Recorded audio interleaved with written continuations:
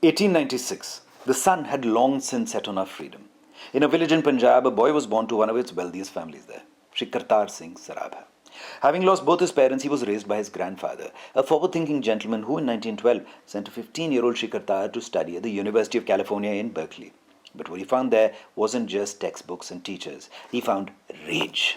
He saw his fellow Indians, Sikhs, Hindus, Muslims working like animals, insulted for their skin, their faith, their accents, humiliated and beaten under white supremacist laws and colonial ties. People who had left their homelands only to realize that their chains had followed them there as well. Why are we second-class citizens in every land, he wondered. The answer was simple: because we were not free. And so Shri Kartar Singh Sarabha chose a different kind of education. In 1913, he joined the Ghadar Party, a revolutionary group of Indian expatriates. Exiled revolutionaries who believed that freedom should not be begged for, it had to be taken.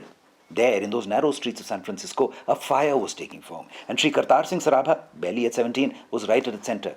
He became a printer, a poet, a propagandist, and a fighter. He helped publish the Ghadar newspaper, which smuggled fire into the hearts of Indians across the world.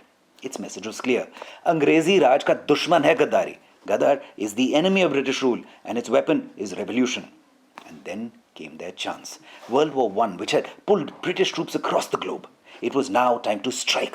Kartar, now 18, with thousands of his comrades, returned to India with a bold plan: to spark a mutiny in the British Indian Army, to strike from within, Punjab, Bengal, UP. Collaborating with key leaders like Sri Ras Bihari Bose, Sri Vishnu Ganesh Pingli, and Sri Sukhdev Singh, an 18-year-old Kartar moved from cantonment to cantonment, working relentlessly to spread revolution among soldiers.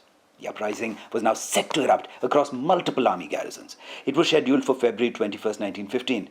But behind the lines, informers had leaked the plan to British authorities.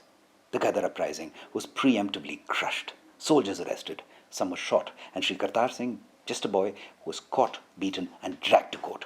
They asked him if he wanted mercy, if he regretted his actions.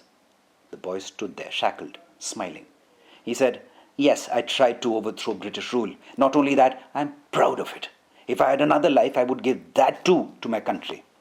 On the 16th of November 1915, they hanged him in Lahore jail. He was 19. But his passing would light a fuse. Tales of his courage would be narrated throughout Punjab. Tales that would inspire thousands of young boys. One such young boy decided to carry a photograph of Shri Kartar Singh Sarabha at all times.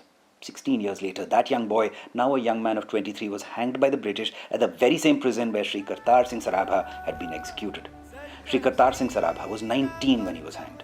Not even old enough to vote today, but old enough to die for 1 billion people he would never meet. A martyr never dies, but often people forget their names. Shri Kartar Singh Sarabha.